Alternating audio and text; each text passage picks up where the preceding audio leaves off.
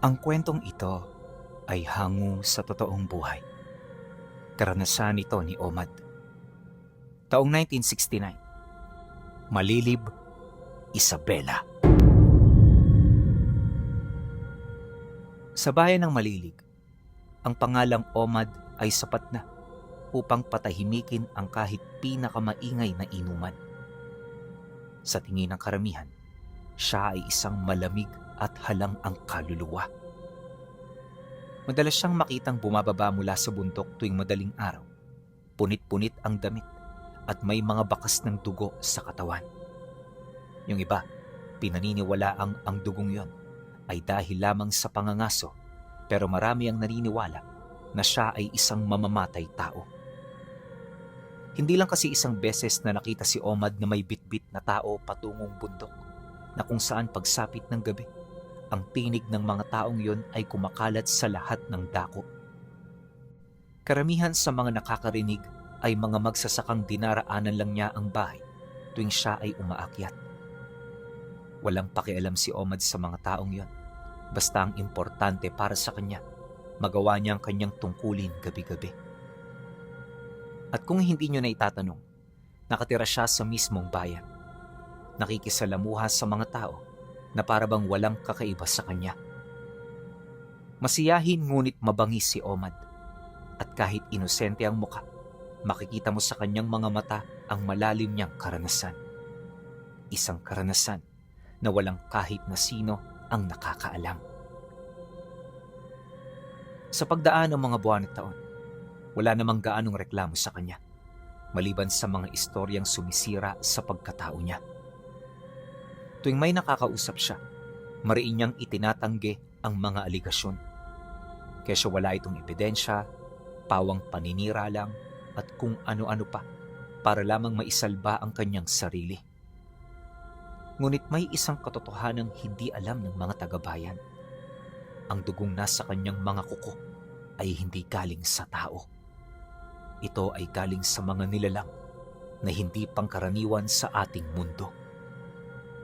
Siya ay pumapatay para sa pera o galit. Siya ay tagabantay.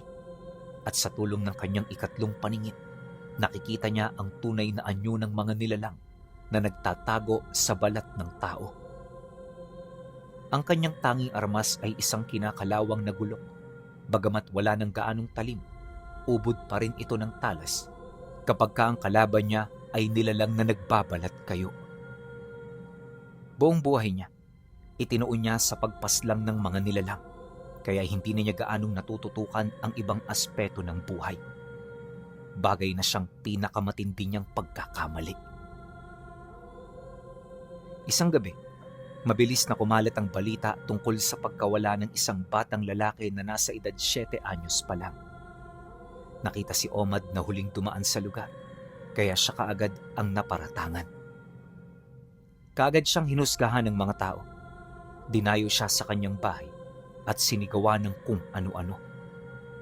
Ramdam niya ang takot ng mga ito, ngunit ang kanilang galit ang nag-uudyok sa kanila na gumawa ng mga ganoong bagay. Kaya sa halip na magalit, sinikap niyang makinig at umintindi. Maya-maya pa, paghupa ng mga pangyayari, dito na siya nagdesisyong magsalita. Hinuhusga niyo ang isang tao kahit hindi kayo sigurado. Walang katarungan ng ganyang panghuhusga, mga kaibigan. Kaya kung ako sa inyo, pag-isipan niyo ito ng mabuti. At hindi porket ako ang huling nakita niyong dumaan, sa akin na kaagad ang kasalanan.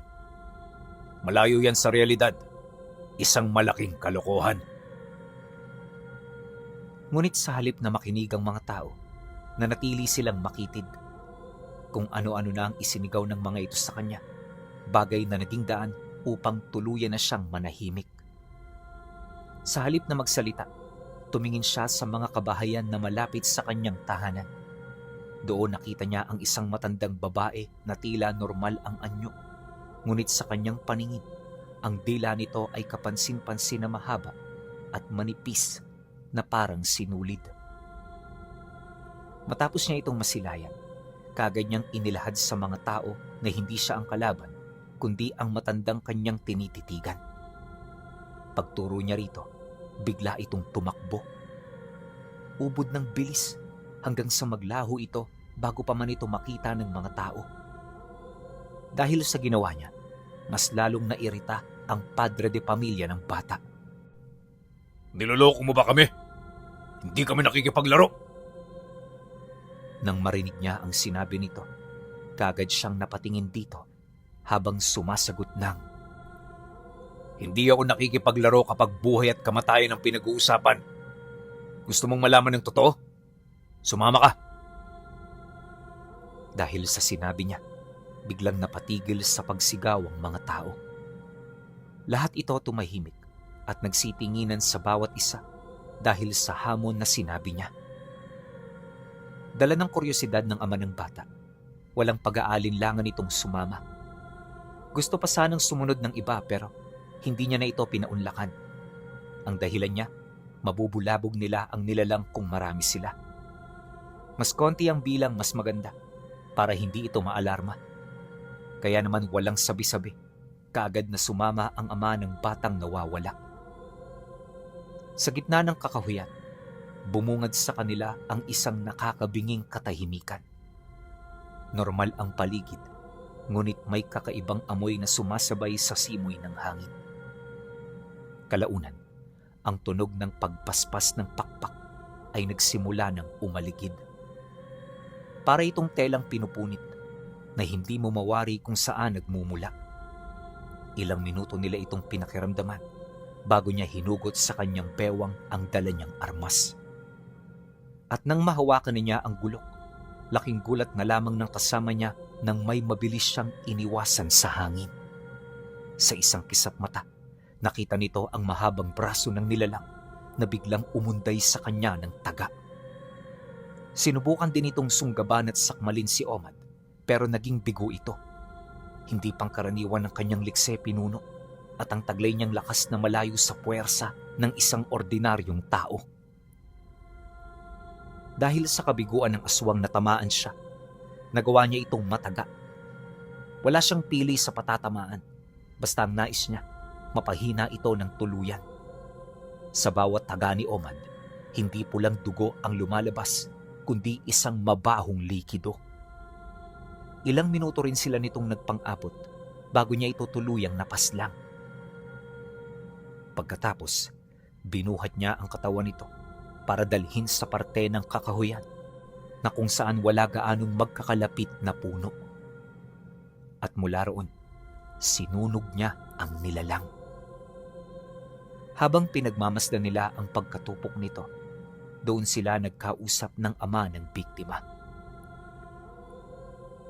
Ang mga nilalang na ito ay may kakayahang gayahin ng kahit na sino.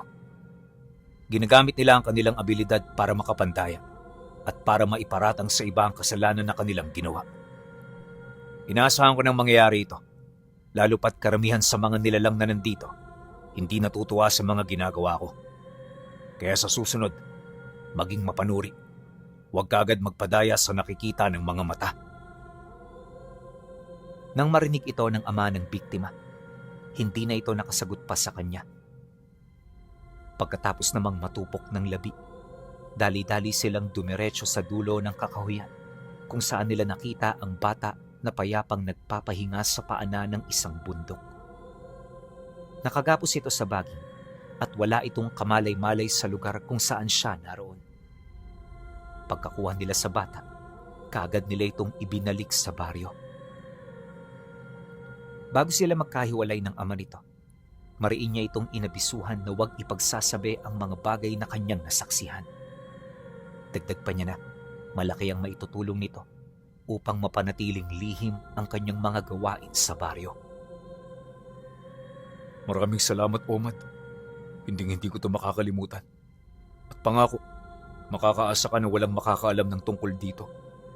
Natuto na ako ng leksyon. Kaya sa susunod, hindi na ako magpapadalos-dalos sa panghuhusga ng kapwa ko. Dumaan ang mga araw. Pagkatapos ng maras niyang pagpaslang sa manananggal, tila tumahimik ang buong baryo. Ngunit alam ni Omad na ito ay panandalian lamang. Sa kanyang pag-alis ng dugo sa tangan niyang gulok, Naramdaman niya ang isang malamig na hangin at kakaibang presensya na bumabalot sa paligid. Biglang mula sa madilim na kakahuyan ay sumulpot ang iba't ibang nilalang na nasa panig ng kaliwa. May mga tikbalang na may nanlilisik na mga pulang mata, mga kapre na galit na nakatitig sa kanya, at mga sigbin na nagmamasid mula sa malayo. Nang makita niya ang mga nilalang, kagad siyang kinilabutan sa kanyang mga nasilayan. Alam niya na hindi ito kumikilos ng magkakasama, kaya iisang bagay lang ang posibleng dahilan ng sabay-sabay nitong pagsalakay. At ito ay walang iba, kundi kasama nila ang pinuno nila. Maya-maya pa, may narinig siyang paninitsit hanggang sa narinig niya ang tinig ng isang matanda. Omad!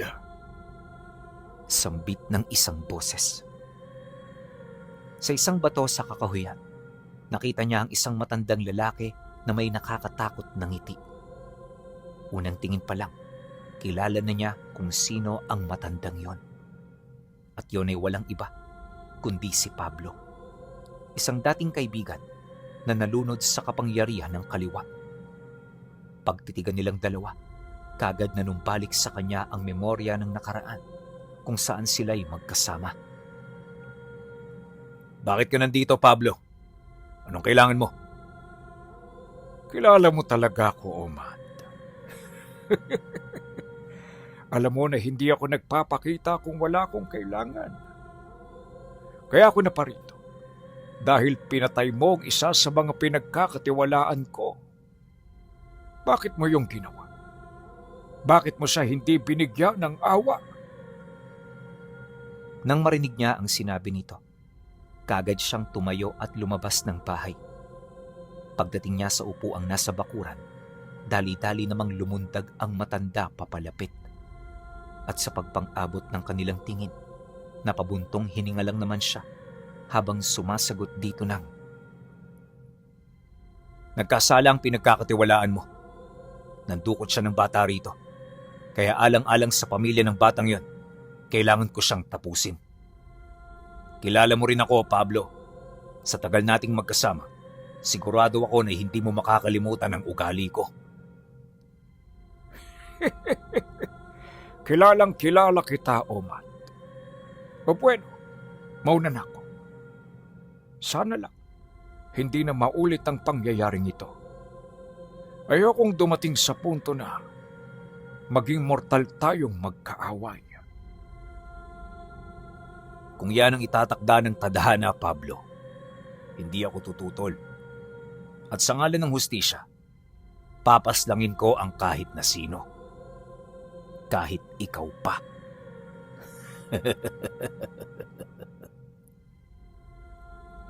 dahil sa kanyang sinabi, ngumisi lang si Pablo at umalis. At sa isang kisap mata, naglaho ito na parang bula. Pagtahimik ng paligid, napansin niya na wala na ang mga nilalang. Kaya naman sa halip na magtagal pa sa labas, bumalik na siya sa loob ng bahay para magpahinga. Paghiga niya, malaya niyang pinag-isipan ang mga nangyari. Dala ng pag-aalala, taimtim siyang nagdasal na sana'y hindi sila paglaruan ng tadhana ng kaibigan niyang minsang naging malapit sa kanya. Dumaan ang mga araw, makulay na mga banderitas sa mga kalsada ang sumalubong sa kanya. Papalapit na ang pista, kaya lahat ay abala sa paghahanda. Ngunit sa bahay niya malapit sa dulo ng baryo, hindi pagkain ang kanyang inihahanda, kundi mga nagsisilakihang banga at garapon na gawa sa luwad at itim na bubog. Alam ni Omad, ang pista ay hindi para lamang sa mga tao. Ito rin ang panahon kung kailan dumaragsa ang mga dayong kalaban. Mga aswang mula sa malalayong lalawigan na sumasabay sa dagsa ng mga tao upang makahanap ng pagkain at alipin. Sa loob ng ilang araw, wala siyang ibang ginawa kundi ang makalikom ng sapat na sisidlan. 2 araw bago sumapit ang bisperas, habang nagpapakulo ng langis na may halong buntot ng pagi at dinurog na lunas, naramdaman niya ang pamilyar na kurot sa kanyang batok. isang babala. Marami sila ngayon. Kailangan sapat ang paglalagyan ng kanilang mga labi. Hindi sila pwedeng iwan sa lupa. Baka muling mabuhay sa ilalim ng kapangyarihan ng matanda. Ang matandang tinutukoy ng tinig ay walang iba kundi ang kaibigan niya. Alam ni Omad na gagamitin ni Pablo ang ingay at gulo ng pista para pakawala ng kanyang mga alagad ng hindi napapansin ng mga tagabayan. Pagtungtong ng huling gabi, hinarap niya ang unang bugso ng mga dayo. 3 lalaki na tila bakasyonista ang kanyang hinarang sa bukana. Ngunit pagsilay pa lang nito sa kanya, kagad niyang nakita ang mabilis nitong pagpapalit ng anyo. Naudlot lang ito nang mahinahon niya itong kinausap. Saan ang punta ninyo? May mga kilala ba kayo rito? Nang marinig ito ng mga nilalang, bigla itong kumalma sa kanilang kinaroroonan, sabay sagot sa kanya ng, Makikipista lang ho. Balita namin, masasarap ang handa rito eh. Pagkasambit nito ng mga katagang yon, hindi na siya nag-aksaya ng oras. Sa isang mabilis na galaw, binunot niya ang kanyang gulok hanggang sa maalarma na ang mga nilalang nakaharap niya. At mula sa likuran nitong bahagi, lumitaw ang kakaibang itim na usok, ang presensya ni Pablo. Pagsilay dito ni Omad, doon niya napagtanto na pinoprotektahan ito ng kanyang kaibigan. Isang malaking kurot ang naramdaman niya sa kanyang puso. Gayunpaman, kailangan niyang ipagpatuloy ang kanyang mga nasimulan. At sa pagsugod ng mga nilalang sa kanya, buong tapang niya itong kinaharap. Unang sagupaan pa lang, naputulan na niya ng braso ang isa sa mga ito. At sa muli nitong pagsugod, bumaon sa noo ng nilalang na kanyang napinsala ang talim ng kanyang gulok. Kagad niya itong dinarag sa lupa, sinipa sa leeg at walang habas na pinagtatataga hanggang sa magkaroon ito ng malaking butas sa dibdib. Pagkatapos niya itong iwan ng wala ng buhay, kagad niyang sinugod ang 2 pa nitong kasama. At sa pagpapatuloy ng paglalaban nila, hindi na napansin ng mga nilalang ang pagtarak sa likod ng ulo nila ng talim ng gulok. Kalaunan, bumagsak na lamang ito sa lupa at namatay bago pa man nila ito malaman. Matapos ang mga pangyayari, tinalian niya ito sa paa. Mabilis na hinila hanggang sa makabalik na siya sa bahay niya. Di siya nakita ng mga taong abala noon sa baryo, gawa ng meron siyang lihim na daan sa kakahuyan kung saan nakatago sa bawat tahanan ng mga ito. Pagdating naman niya sa bahay niya, kagad niyang isinilid ito sa mga banga. At para masiguradong hindi ito mabubulok, binudburan niya ito ng kalahating timbang ng asin bago takpan. Matapos nun, dito na siya nakapagpahinga. Kinabukasan, hindi pa rin mawala sa kanyang isip ang nangyari noong gabi. Hindi niya mawari kung ano ang gustong iparating ng kanyang kaibigan, buhat sa ginawa nitong pagtulong sa kanyang mga kalaban. Ayaw naman niyang husgahan ito dahil baka mga tauhan lang nito ang 3 pinatay niya. Kaya naman para magkaroon ng linaw, siya na mismo ang nagkusang dumayo sa lugar nito. Inaasahan niyang walang mangyayari noong umaga, lalo pat sa gabi pa magaganap ang pista. Kaya naman pagputok ng araw, kaagad na siyang lumakad. 3 baryo kasi ang kinakailangan niyang tawirin para lamang marating ang tahanan nito. Nagtagal ng ilang oras ang kanyang pag-usad bago niya marating ang bahay ni Pablo sa 100 nagdudugtong patungo sa sumunod na bayan. Pagsilay niya sa lugar na yon, mahinahon siya ritong lumapit. At malayo pa lang, napansin na niya si Pablo. Matyaga itong naghintay sa labas ng bahay hanggang sa makalapit na siya sa bakod ng bakuran. Oh, Omad! Napabisita ka. Anong kailangan mo? Nang marinig niya ang sinabi nito, kagad niyang sinira ang pintuan ng bakod gamit lamang ang kanyang presensya. At nang bumagsak na ito, dali-dali niya itong nilapitan kasabay ng paghawak sa kwelyo ng damit ng dati niyang kaibigan. Matapos niya itong gawin, ang mga nilalang na nasa ilalim ng puder nito ay kaagad na pumalibot sa kanya. Di naman siya nagpasindak dahil alam niya kung ano ang kanyang ginagawa. Hindi ako masisindak ng mga tauhan mong ito, Pablo. Nakakalimutan mo. Ikaw lang ang kailangan ko. At ngayong hawak na kita, wala na akong kailangang isipin pa. Dahil sa kanyang sinabi, napangisi lang naman si Pablo. Ramdam niya ang matinding kaba nito pero hindi ito gaanong nababahala. Kaibigan mo ko, Omad. At alam kong hindi mo sa akin gagawin yung mga sinasabi mo. Ang nangyari kagabi ay bunga ng hindi natin pagkakaunawaan. Alam mo, pasensya ka na. Hindi ko rin yun inaasahan. Pagkatapos nitong magsalita, sapilitan nitong inalis ang kanyang kamay sa suot nitong damit. Hinayaan lang naman ito ni Omad, lalo pat alam na niya kung anong ibig iparating ng kaibigan niya. At pagkaraan ng ilang minuto, unti-unti nang bumaba ang tensyon sa pagitan nilang dalawa. Kalaunan, nang wala na siyang sasabihin, minabuti na rin niyang umalis. Marami pa kasi siyang gagawing paghahanda para sa nalalapit na pagsapit ng bisperas ng pista. Hindi nagtagal, nang makabalik na siya ng bahay, dito niya na inilabas ang mga banga. At sa kauna-unahang pagkakataon, pinatalim niya ng husto ang gamit niyang gulok. Kinahapunan, nang akmang papalubog na ang araw, dito na siya nagsimulang maglibot. Habang nagkakasiyahan ng mga tao, bawat dayo sa kanilang lugar ay maigi niyang pinagmasdan at minanmanan. At sa masusukal na parte nito, sinimulan niyang biktimahin ang mga nilalang na naghihintay doon. Wala siyang pakialam kahit maraming tao. Ang importante, magawa niya ang kanyang trabaho. Bandang 5:00 ng hapon, may nakita siyang 2 binatilyong naninigarilyo sa isang makipot na daan. Unang tingin pa lang, alam na niyang mga aswang ito, kaya naman pasimple niya itong nilapitan. Hindi niya ito tiningnan, pero yung kanyang pandama, maigi nang nakamasid sa mga kalaban niya.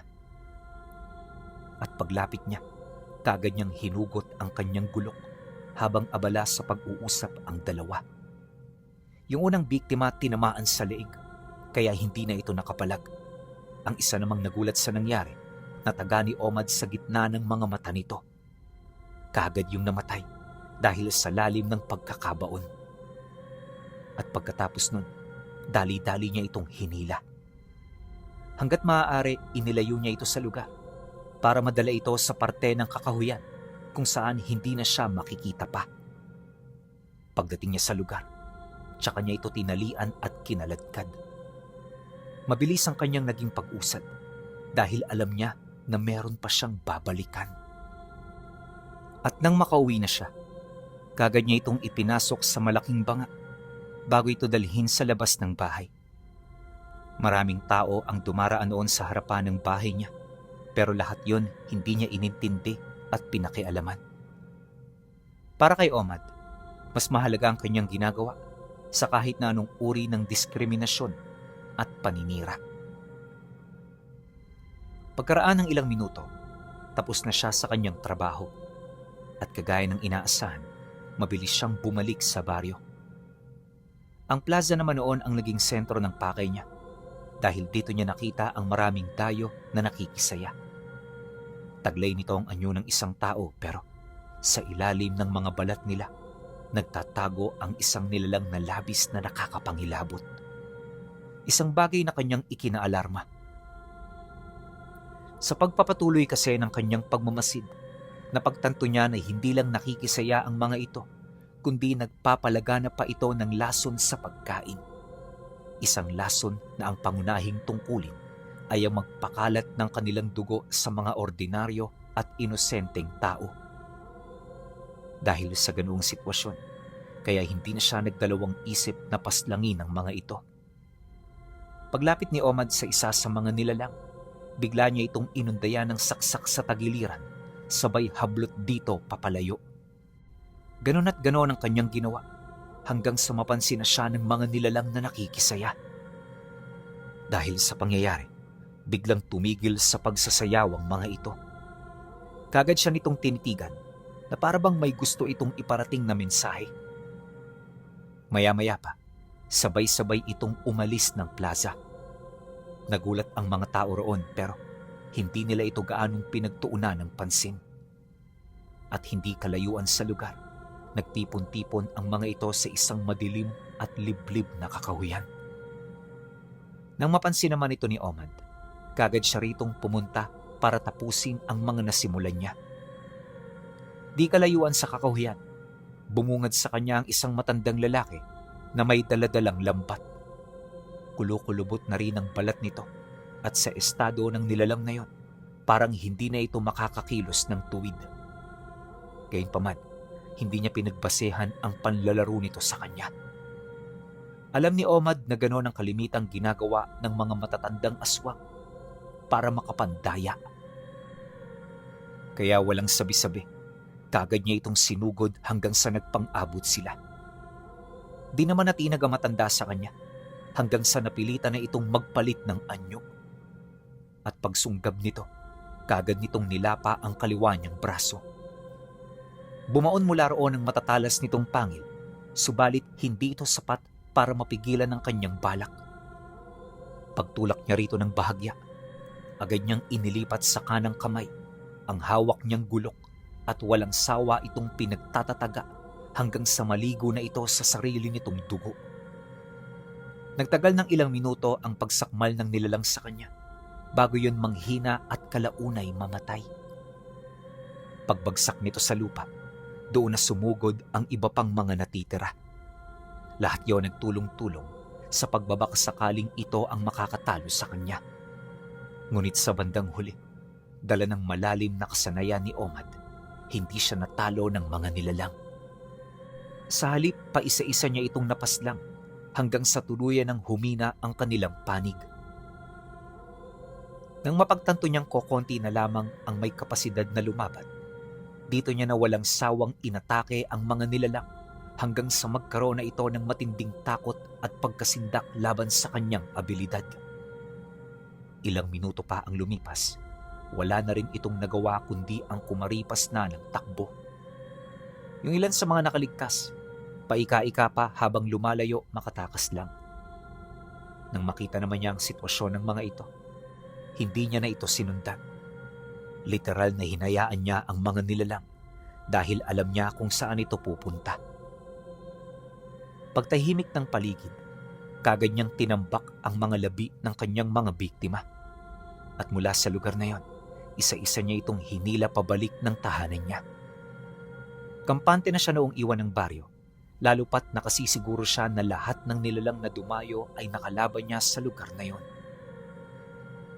Ilang minuto pa ang lumipas, nang tapos na ang lahat, dumayo siya sa bahay nung lalaking tinulungan niya. At mula roon, masaya nilang ipinagdaos ang bisperas ng pista. Kinaumagahan, nang tahimik na ang paligid, maigi niyang pinag-isipan ang mga nangyari. Lahat yon sinariwa niya hanggang sa dito niya napagtanto ang isang mapait na katotohanan.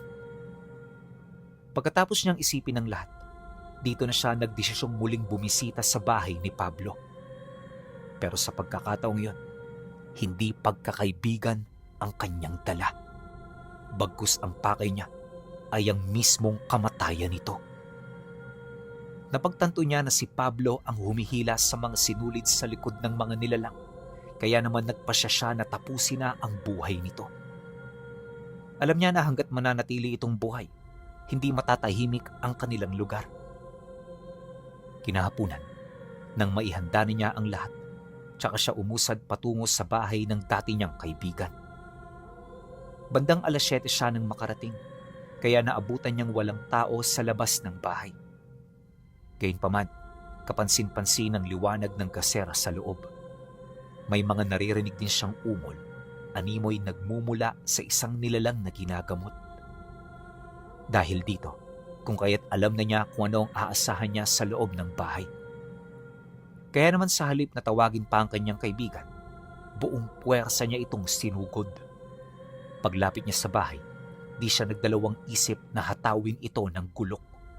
Tinadyak-tadyakan niya din ang pinto hanggang sa tuluyan niya na itong masira. At pagkatapos nito, bumungad sa kanya ang isang nakakalungkot at nakakagalit na katotohanan.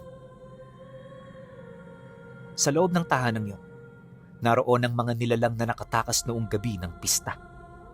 Lahat yun sugatan at yung iba halos patay na. Bawat isa nakaratay sa lumang higaan na kung saan ang tanging manggagamot nila ay walang iba kundi ang kanyang kaibigan. Maging ito man ay nagulat sa kanyang pagdating na parabang hindi nito inaasahan ang pagkakataong yun. Sinubukan nitong magsalita para magpaliwanag pero hindi niya na ito pinayagan. At sa kanilang pagtutuos, 3 atake lamang ang tinanggap nito bago ito magtamo ng malubhang pinsala sa tagiliran. Bumao ng napakalalim ang hawak niyang gulok, kaya paghila niya nito, kaagad itong nanghina at bumagsak sa lupa. Hindi na rin ito nakapagsalita dahil labis nitong naapektuhan ang mahalagang bahagi ng kanyang sistema. Nang makita naman ito ng mga nilalang na nagpapagaling, sinubukan nitong tumakas, subalit bago pa man ito makalabas ng bahay, isang sumpa ang bumalot sa kanila. At ito ang sumpa ng bulaklak ng lalaking papaya. Pagkalat ng bisa nito, parang naging isang bilangguan ang bahay ni Pablo. Dali-daling lumabas doon si Omad at mula sa labas sinunog niya ito gamit ang kahoy at mga dahon ng nyug. Hindi niya iniwan ang bahay nang hindi pa ito natutupok upang masiguro na wala na ritong makakaligtas. At pagkatapos nito, bumalik siya ng payapa sa kanyang tahanan. Ilang linggo rin niyang pinag-isipan ng mga nangyari, gawa ng maging siya hindi niya ito inaasahan. Malungkot ngunit kailangan niyang magpakatatag para sa lahat. Kalaunan, ang nangyari sa kanyang kaibigan ay naging sentro ng isa sa pinakamahalagang leksyon sa buhay niya. Hindi lahat ng malapit pwedeng pagkatiwalaan dahil marami ang paraan ng demonyo para madaya at masira ang isang samahan. Magpahanggang sa ngayon, kahit matanda na at medyo makakalimutin, patuloy pa rin niyang naaalala ang dati niyang kaibigan na si Pablo na antingero ng kaliwa. Pero kahit may edad na rin, nakakapit pa rin sa kanyang pangalan ang Omad, ang kinakatakutang antingero sa Malilib, Isabela.